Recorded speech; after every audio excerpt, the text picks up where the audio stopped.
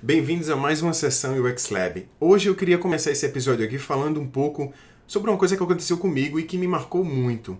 Bom, a história é a seguinte: ano passado eu participei de um meetup lá em São Paulo, organizado pelo Coletivo X. Participamos eu, a Ana Cole do Instituto Sabe Mais, o Rodrigo Diafredo da IBM e nós falamos sobre design, sobre experiência do usuário e foi um encontro muito legal. Fizemos as nossas palestras e no final nós abrimos um painel para discussão com as pessoas que estavam presentes. Aproximadamente 100 pessoas estavam no auditório.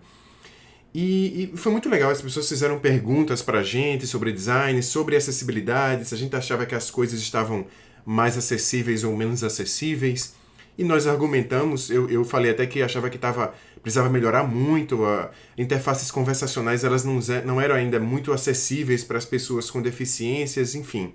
Quando a gente estava perto de terminar já o encontro, uma pessoa levantou a mão e ela deu um depoimento muito marcante para mim. Ela era surda e ela falou que ela enfrenta muitas dificuldades, ela percebe muitas dificuldades, então para ela as coisas ainda não são projetadas considerando todos os usuários. Nós ainda não somos inclusivos quando a gente projeta alguma coisa. E ela está absolutamente certa, aquilo me marcou muito. E trazendo para o universo da diversidade sexual, da identidade de gênero, será que a gente tem considerado as pessoas nos projetos que a gente desenvolve, nos produtos, nos serviços? Para falar um pouco mais sobre isso comigo, eu convidei aqui o Thomas Castro. Ele é designer na Travelport em Dublin, na Irlanda, e vai conversar comigo exatamente sobre design inclusivo. Thomas, você é muito bem-vindo a essa sessão UX Lab. Obrigado pela sua presença aqui hoje. Obrigado. Eu que agradeço também a oportunidade de poder falar sobre esse assunto que é tão importante, assim, e felizmente está bem em evidência no momento. Então, Sem dúvida, sem dúvida. Você, assim, indo direto ao ponto, assim, você acha que nós, assim como esse exemplo que eu mencionei no começo, você acha que nós, designers, temos negligenciado, assim, determinados públicos? Como é que você vê isso? A gente tem sido não inclusivo muitas vezes? assim, pensando bem positivamente, assim, eu vejo que a gente está distante, sim, do ideal, mas a gente está avançando. O assunto está, como eu falei, está em evidência. Inclusive, o último Design in Tech Report, um dos dois principais temas é diversidade e inclusão. E então, assim, temos muito que melhorar, temos muito que avançar. Mas existem várias iniciativas, várias empresas, inclusive, estão mais abertas e estão fazendo iniciativas também dos próprios profissionais, né, de designers, inclusive essa tua, né, e a gente está aqui conversando sobre isso, já é um exemplo, né? Então, Que bom, que bom. A gente precisa falar das coisas, né, para que elas entrem na pauta, né? E, e a gente tem um papel muito importante nisso, né? Como é que você vê, assim, tudo começa pelo design, como é que você vê o papel do designer, sabe, nesse movimento de inclusão, assim? bom, como dentro do nosso ofício, né, como um designer, assim, empatia é considerado, e está inclusive no mesmo report, um dos 10 principais skills, né, competências de designer. Então, para ser um bom designer é preciso ter empatia, é preciso entender que existe o outro, né, e que esse outro, essas outras pessoas, elas podem ser muito diferentes da gente. Então, a gente precisa desafiar, assim, o que é o ser normal, né? O que é esse conceito de normal, primeiramente, assim, Uhum. e a partir daí entender que existem esse outro, e esse outro ele tem diferentes etnias, orientações sexuais, identidade de gênero, raça, gênero, talvez dificuldades ou as suas habilidades cognitivas ou físicas também são diferentes, né? Então, ou idade, né? Com o avançar da idade, algumas das nossas habilidades elas vão diminuindo também.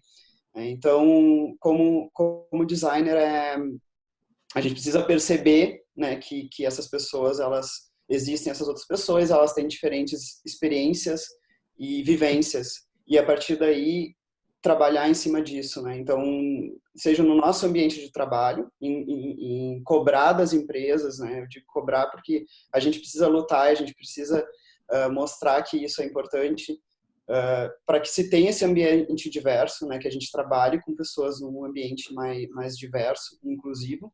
E dentro dos projetos de design que a gente faz, a gente considera essas pessoas, né? Então, vai desde a acessibilidade, de um formulário ele incluir pessoas com essas diversidades dentro de um formulário de inscrição, um Uhum. formulário de cadastro, alguma coisa assim. Ou numa pesquisa, por exemplo, também, quando a gente pesquisa com usuários, a gente saber que linguagem usar, como tratar essas pessoas para ser Sim, mais isso é inclusivo. completamente o papel do designer, né?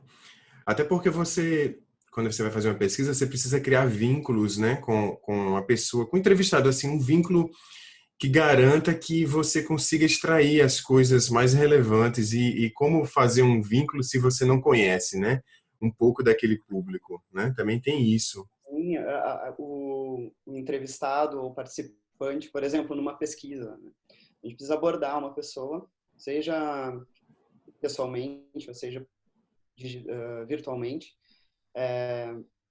como abordar, né? Precisa, quando a gente faz pesquisa, a gente precisa criar essa relação de conforto, em que a pessoa está confortável, ela se sente respeitada, e a partir dali ela vai, como tu falou, vai conseguir extrair a informação mais legítima, né, daquela pessoa. Então, é fundamental. E aí É. vem a questão da linguagem, assim. Então, para entrar um pouquinho na identidade de gênero, a nossa sociedade ela é cis normativa, né? Uhum, Então, é esperado e é compulsório que todas as pessoas elas se identifiquem com o gênero que é lhe atribuído ao nascer, né? uhum, Então, quando a criança nasce, o médico olha, ele vai usar sempre a genital, né? E aí tem um grande problema, existem genitais que são ambíguos também, né? uhum. Mas já também já não vou entrar nesses detalhes, mas eles usam uma genital para definir uma identidade de gênero, e a identidade de gênero não tem a ver com a aparência física, né? Então é o que a pessoa se sente,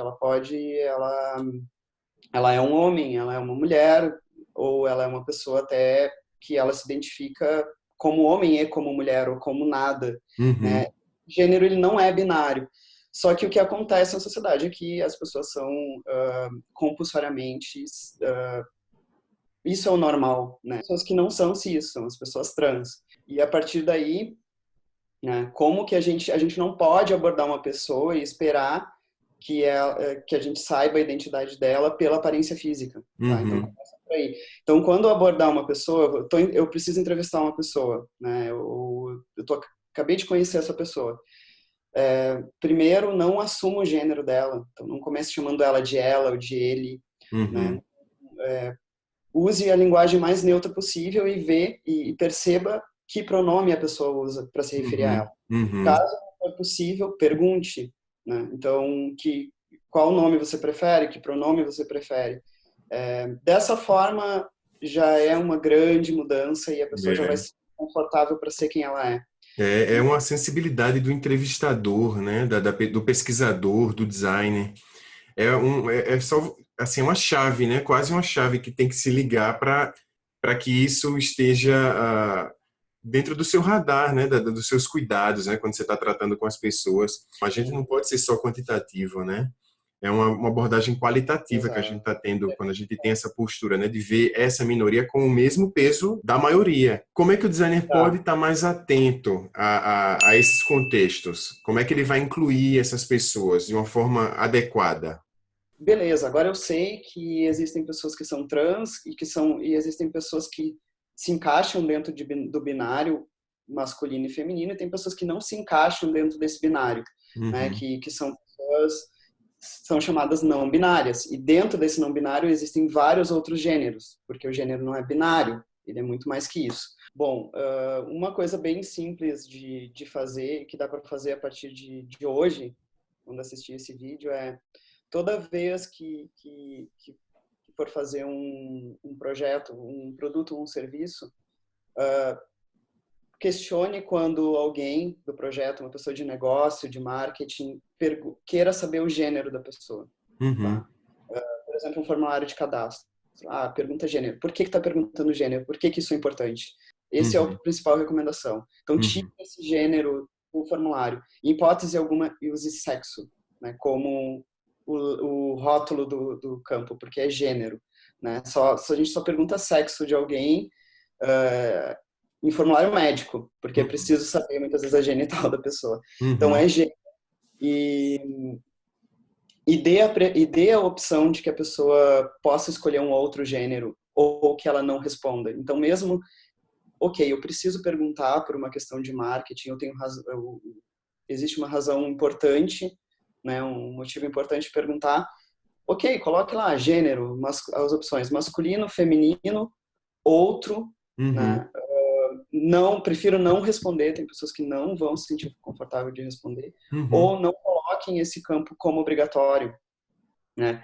Dependendo do teu projeto, teu produto, se ele se trata de as pessoas podem se expressar dentro dele, como por exemplo uma rede social, algo que tem mais uma parte mais social, permita que o campo, essa informação, identidade de gênero, seja um campo aberto, as pessoas possam se expressar realmente e elas podem colocar o que elas quiserem lá. Uhum. E indo além, procure se você está perguntando o gênero para saber que pronome usar. Por exemplo, eu quero mandar uma newsletter, eu quero saber se eu uso pronomes femininos ou masculinos.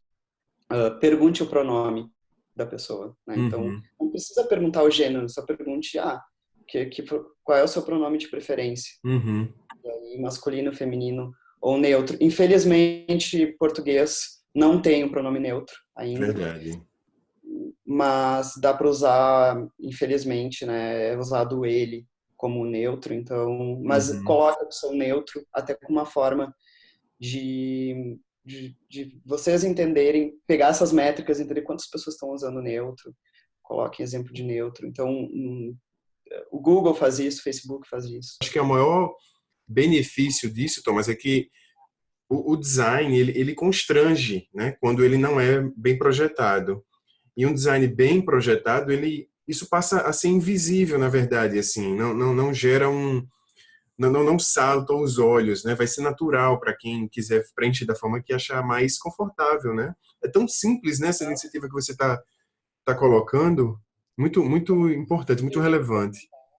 É simples de implementar e a pessoa que ela não se encaixa dentro daquela binariedade ou dentro né, do que é Sim, imposto, ela se sente ali representada. Ela vê assim, alguém pensou em mim, eu existo para aquela empresa. E isso tem um valor muito grande. Isso é experiência, é o que a gente faz, né? A gente está, né, trabalhar com UX, né, com experiência do usuário. Então, está proporcionando uma experiência incrível para aquela pessoa e para a gente implementar isso é muito fácil. exatamente. Você chegou num ponto muito importante para mim, assim, que é isso é praticamente quando você começa a implementar isso dentro de uma empresa, dentro de algum universo que você está inserido, você está criando uma cultura, né, que talvez estivesse ainda não sendo tão observada ou representada. Como é, Thomas, que você acha que a gente pode passar a construir uma cultura inclusiva dentro das empresas? Assim, qual o papel que a gente tem de disseminar essas ideias dentro de uma empresa? Começa pelo fato, acho que é importante saber a diferença do que é diversidade e o que é inclusão. Né? Hum. Lá na palestra do John Maeda, que ele deu no Google I.O. agora, foi semana passada, a palestra dele sobre diversidade e inclusão, ele citou uma frase da Verna Myers, que ela é uma ativista e bem importante no mundo dos negócios, e que ela fala assim, diversidade é você ser convidado para a festa. E inclusão é você ser convidado para dançar, né? Hum. E isso quer dizer, assim, a diversidade ela é focada em ter um mix diferente, né? Uhum. Mix é ter essas diferenças todas, né? Então eu tenho um ambiente em que uma cultura em que ela é aberta ela é diversa, né? E a inclusão, ela é um ato deliberado de acolher essa diversidade, né? E de que ela criar um ambiente seguro em que as pessoas, todas as pessoas, igualmente ela tem espaço, né? E elas são respeitadas. Isso é inclusão, e são poucas as empresas que realmente são inclusivas, né? Elas estão Uhum. ainda num nível de maturidade de pensar um pouquinho mais em diversidade. E aí tem uma pesquisa que ela foi feita em 2015 por uma das consultorias de gerenciamento mais respeitadas aí, né, que é a McKinsey, Uhum. que vou pegar os números aqui porque eles são bem expressivos, tá?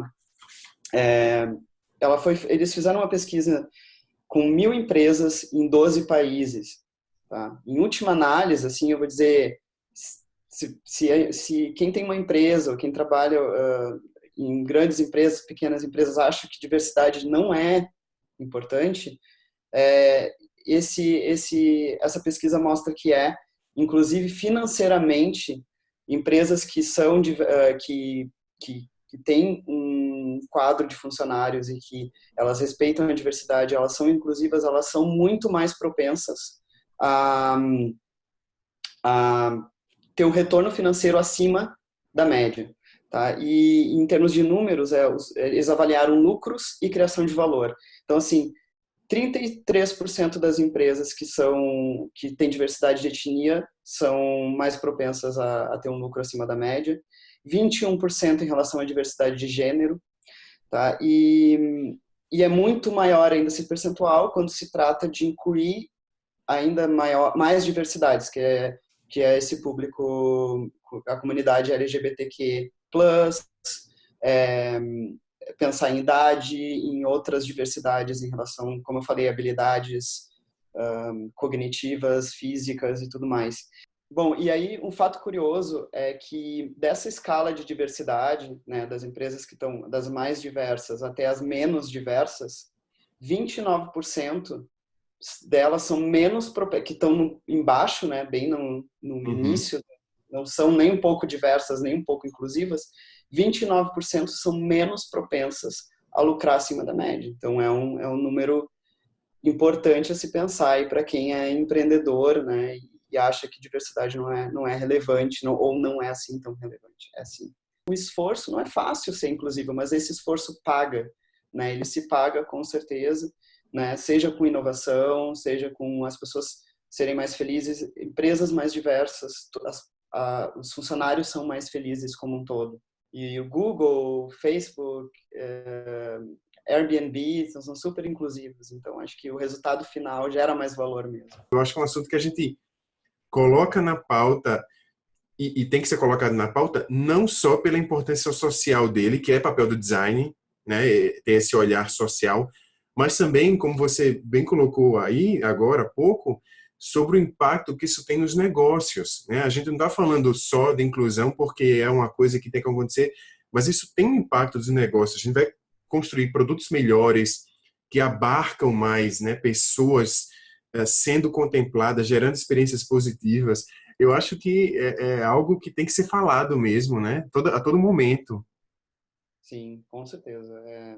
Acho que a gente precisa, mesmo que a gente não faça parte dessas minorias, né? Uhum. Não precisa ser uma mulher para lutar contra o machismo, não precisa ser negro para lutar contra o racismo. Esse posicionamento, né, é importante, assim, de entender, de buscar entender um pouco mais o que é, né, tá? A gente não sabe se a gente não é, mas a gente consegue pelo menos entender que as pessoas têm, que isso existe no mundo, não é porque a gente não, porque a gente tem um privilégio, a gente não vive essas coisas que elas não existem, elas existem. E lutar para que isso não aconteça, né? Para que essas coisas sejam superadas, né? No ambiente de trabalho, principalmente, né? Então, eu questionar, ir lá no RH da empresa e dizer assim, por que tem menos mulher do que homem? Por que não tem nenhum negro na empresa que eu trabalho?